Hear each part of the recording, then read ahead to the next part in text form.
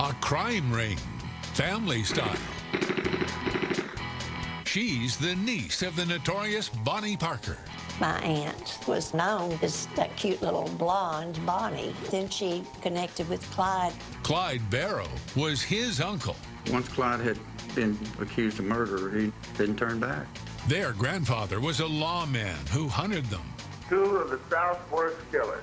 Your grandfather was the sheriff. Killing Bonnie and Clyde was the ultimate. Grim souvenirs, one strange inheritance. It was just like finding treasure after treasure. Bonnie Parker's three-headed snake ring. Sitting there Right. all along?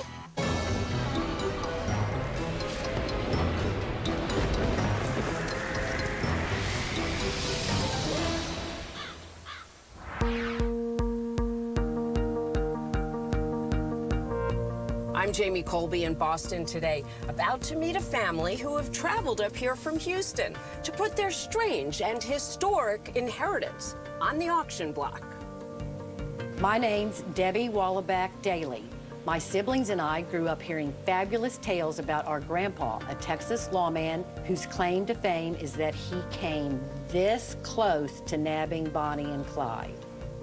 Ladies, I'm Jamie. Hey, Jamie. So nice to meet you. This is my sister, Debbie. I am so excited to be here in Boston with you and your family for this upcoming auction. Diana and Debbie show me photos of their grandpa, a larger-than-life Texas lawman. In 1933, he led a posse that ambushed that infamous outlaw couple, Bonnie Parker and Clyde Barrow, and nearly caught them. As kids, Diana, Debbie, and their brother Steve are fascinated by Grandpa's 8-inch thick scrapbook, full of vivid crime scene photos. Wasn't that creepy? Very, very creepy. We thought it was the greatest thing ever. There are original mugshots of Bonnie and Clyde and news clippings about Grandpa Smoot's failed ambush in Sowers, Texas. You think he regretted the fact that he didn't get them the first time? I'm sure he was probably disappointed that attempt did not work out, but he was a legendary hero after that.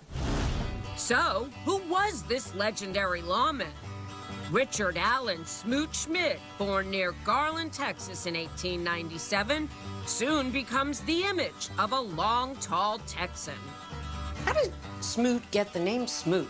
In high school, he was 6'4" and wore a 14-size shoe. I don't know what Smoot has to do with that. Smoot studies law in college, but never goes on to practice. Instead, he opens a bike shop in Dallas. He had some motorcycles also, and he apparently was a daredevil on those. A regular Evel Knievel. That's right. Maybe it's Smoot's flamboyant antics that catch the eye of a Dallas widow named Cookie Wallaback. That was Cookie, and we called Smoot Pa. 1931. Cookie has two boys, 5-year-old David and 3-year-old Bob, Debbie and Diana's dad. Smoot raises the boys as his own. Then, out of the blue, Smoot decides to run for Dallas County Sheriff. Well, how do you go from that to being the lawman in town? With some upheaval in the sheriff's department, he was asked if he would like to run for sheriff. And he said, okay. Turns out voters in 1933 are charmed by Big Smoot. He takes office just as Depression-era gangsters like John Dillinger and Pretty Boy Floyd capture the country's imagination.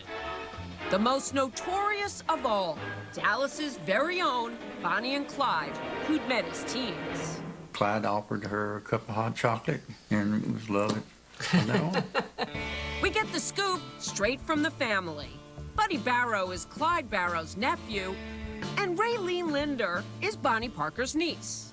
She was well known as that cute little blonde Bonnie. But then she connected with Clyde, and all of her ambitions seemed to just revolve around him. A few months into their courtship, Clyde's convicted of burglary and sentenced to 14 years hard labor. When he's granted early parole, what's the first thing he does? Hook up with Bonnie, of course. Her choice was to go with Clyde, and unfortunately, you know, they took the wrong road. The two set out on a vicious crime spree, first stealing a Ford V8, then kidnapping an officer in Carlsbad, New Mexico. Then come armed robberies and gunfights with law enforcement in Texas, Missouri, and Iowa. It's one thing to be in love. It's another to crisscross the country on a crime spree. Buddy, what was up with these two? Once Clyde had been accused of murder, he knew that he was going to go to the chair. And he tried to get Bonnie to leave many times, and she wouldn't do it. Along the way, it's believed they kill more than a dozen people. It's like a soap opera. The general public had something to look forward to the next day. In November 1933, Grandpa Smoot receives 2 arrest warrants from the state of Texas. Clyde Barrow charged with the offense of murder. Right, 14 times. Sheriff Smoot Schmid is on the hunt, which leads eventually to Diana and Debbie's strange inheritance. And your dad had this? And Yes. he never told you? No. We pick up this strange inheritance tale in 1933, when Bonnie and Clyde are wanted for multiple murders. These are death warrants for Bonnie, Oh, my. and here's another death warrant that we found in the scrapbook for Clyde. In November 33, our heir's grandpa, Sheriff Smoot Schmid, gets a tip. Bonnie and Clyde will be attending a Barrow family gathering on the outskirts of Dallas in Sowers, Texas. Smoot Smith and his officers had found out about this from someone real close to his family the night before. A leak. Smoot and his posse stage an ambush on the road to the picnic site. Bonnie and Clyde roll up in a stolen Ford V8. The lawmen are lying in wait, hiding in a ditch. Clyde senses trouble, but before he can hit the gas, the lawmen open fire. Clyde and Bonnie were both hit, shot through the legs and everything, and they were bleeding pretty good. They drove the car several miles on the flat tires and wheels to get away. The officers had parked far enough away they couldn't get to their cars very quick, so Clyde had ample time to get as far as he could. A few miles away, Clyde dumps the bullet-ridden Ford and hijacks another getaway car. Pretty tough to outrun and outshoot Bonnie and Clyde. Yeah, he was probably the most elusive outlaw of all the Depression outlaws. While Smoot and his posse fail to nab the infamous couple, they discover a cache of Bonnie and Clyde's personal effects inside the abandoned Ford. These officers knew that somewhere down the line, these will be worth money. So they keep them for themselves. 6 months later, in May 1934, Bonnie and Clyde are ambushed by another group of lawmen on a rural road in Louisiana. This time, they don't get away. Clyde Barrow and Bonnie Parker, Smoot shares the news with two Dallas. of the South Forest killers. This was terminated in their apprehension day before yesterday in the state of Louisiana. The couple's funerals attract huge crowds in their hometown. The mugshots, arrest warrants, photos, and other artifacts documenting Sheriff Smoot's pursuit of the Barrow gang are pasted into a family scrapbook. Smoot serves as Dallas County Sheriff until 1947. His stepson Bob grows up and starts a family of his own, including children Debbie, Diana, and Steve. Did Dad show this material off to friends? Was he proud of it? He just never pulled it out. Grandpa Smoot passes away in 1963. Half a century later, in 2013, when his son Bob dies, Bob's kids and their spouses are cleaning out the family home. They rediscover that old scrapbook. We all started like looking at it again and saying, wow, this is amazing stuff. And there's a lot more squirreled away in Dad's house north of Houston. Relics they hadn't even known existed. There's Grandpa Smoot's monogrammed cowboy boots, his service revolver, and this 4-page letter handwritten by Bonnie and signed by Clyde. That's his signature? That's his signature. There's more. The siblings find a ledger written by their father. In his handwriting, the contents of what was in the box. This is what we found that was so interesting. Bonnie Parker's ring. Oh my, in small print. 3 silver snakes with tiny jewels. Bonnie Parker's ring? We all went, oh my God, where is that? The descendants of a renowned Texas lawman are on the hunt for a very personal relic connected to the infamous outlaw lovers, Bonnie and Clyde. They have only one clue, a note written by their father on an inventory list. Bonnie Parker ring, 3 silver snakes with tiny jewels. That's the first we have ever seen or heard anything about the ring. Dad never mentioned it. He had to search for it. They spend hours rummaging through their dad's house near Houston, looking for the ring that belonged to Bonnie Parker. Days pass, and they still come up empty. Then, in the back of a closet, Debbie comes across a plastic bag filled with old costume jewelry. We poured it out on the floor. There were 3 of us sitting around going through this jewelry. It's like panning for gold. It was. Finally, Diana spies a small black box. It's a little box, opened it up. It was Bonnie Parker's ring. Wow. Along with the ring, there are other rare mementos, like original photos of the outlaw's death car and signed letters from FBI Director J. Edgar Hoover. It was just like finding treasure after treasure. Debbie takes everything home and tucks it under a bed for safekeeping. In 2016, a few years after their father dies, they decide it's time to sell their strange inheritance. We just thought maybe we should do something with this collection. They learn that in 2015, as you may have seen on a previous episode of this show, RR Auction, based in New Hampshire, sold 2 guns attributed to the Barrow Gang for nearly $500,000. I pay a visit to the auction house office here in Boston. When I heard it was the famous sheriff, Smoot Schmid, I got on the first plane to Dallas. What's the timeliness of selling Bonnie and Clyde memorabilia? They were very famous in 1934 because they left behind these incredible photographs of themselves. Then in 1967, the movie with Faye Dunaway and Warren Beatty kept the legend of Bonnie and Clyde alive. We check out Grandpa Smoot's old scrapbook. I'm afraid to turn the page. It's pretty fragile. Turn it. But this page here, it was, when I saw this, Jamie, I was so excited. These are the original arrest warrants for murder issued in November 1933 by the state of Texas. I wouldn't be surprised it goes for $20,000. And what's this? We've got his sheriff's badge. It's solid gold. Twinkling. It's got a real diamond in it. Only in Texas. What do you think, Bobby? It looks good on you. You should bid. How much? I would think that's going to go for $10,000.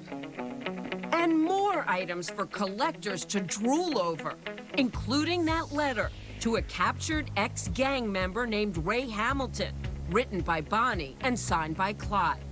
That's a letter sent to a gang member that he felt was a rat. So they're writing Hamilton to send him a warning, like we're on to you? Here he says, if I had found you, you wouldn't have had a chance to give up. Yikes. Clyde Barrow, furious enough that he was going to kill Raymond. That in itself is probably worth $40,000. And then there's that 3-headed snake ring. If that ring was given to Bonnie Parker, then that ring is the closest thing there is to a wedding ring between Bonnie and Clyde. But I thought they weren't married. Bonnie and Clyde were never married. Bonnie Parker was married to someone else when she was killed. In fact, was wearing her wedding ring. Wow, so the whole time Bonnie and Clyde were an item, she was still legally married to some other guy and wearing his ring? Then Clyde, Bobby believes, gives her this one.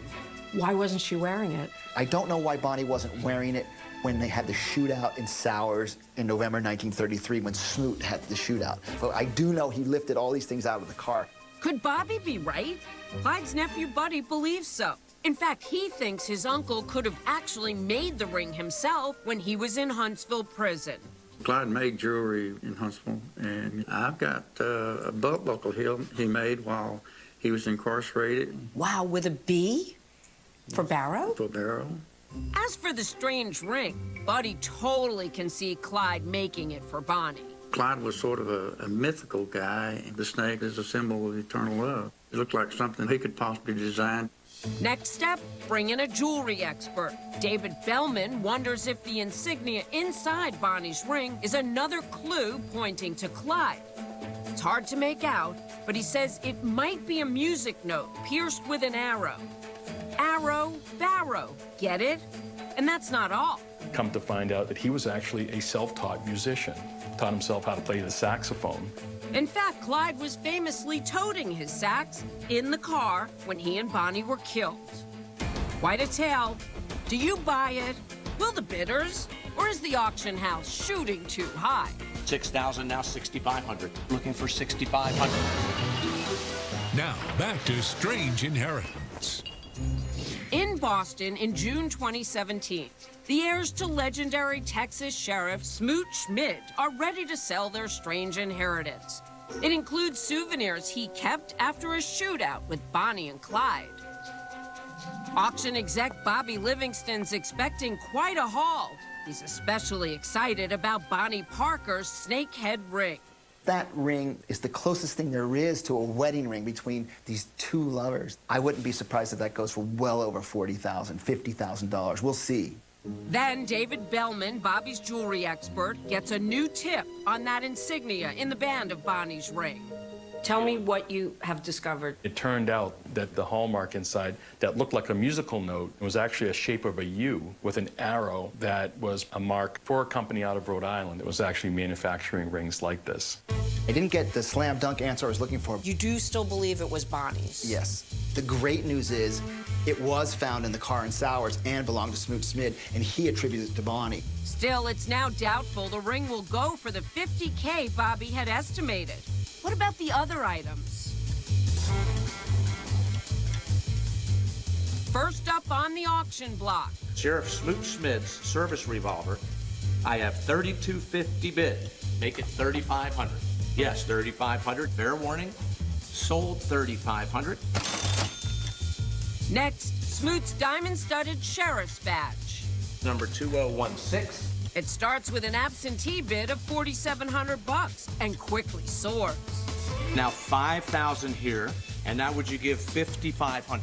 Yes. Okay, 6,000 here. And? I have 7,000. Make it 7,500. 7,500 now. 8,000 with me, and this one is sold. $8,000. South of the 10K estimate, but the heirs are still happy. Now those original Bonnie and Clyde arrest warrants. Estimated price, $20K. Starting bid, 5,000. Looking for 5,500. 5,500, and now looking for 6,000. 6,000, now 6,500. Looking for 6,500. And that is sold. 6,500. Bidders get an even bigger bargain on that angry letter written by Bonnie and signed by Clyde. Bobby guessed 40,000. Bonnie Parker Clyde Barrow autograph letter signed. It starts with a phone bid for $12,000. Now 13,000, 13,000 I have now, make it 14,000. That is 13,000. Finally, Bonnie Parker's snakehead ring comes up, but with a disclaimer. This is found in the car. It belonged to Bonnie Parker. We no longer believe it was made by Clyde Barrow.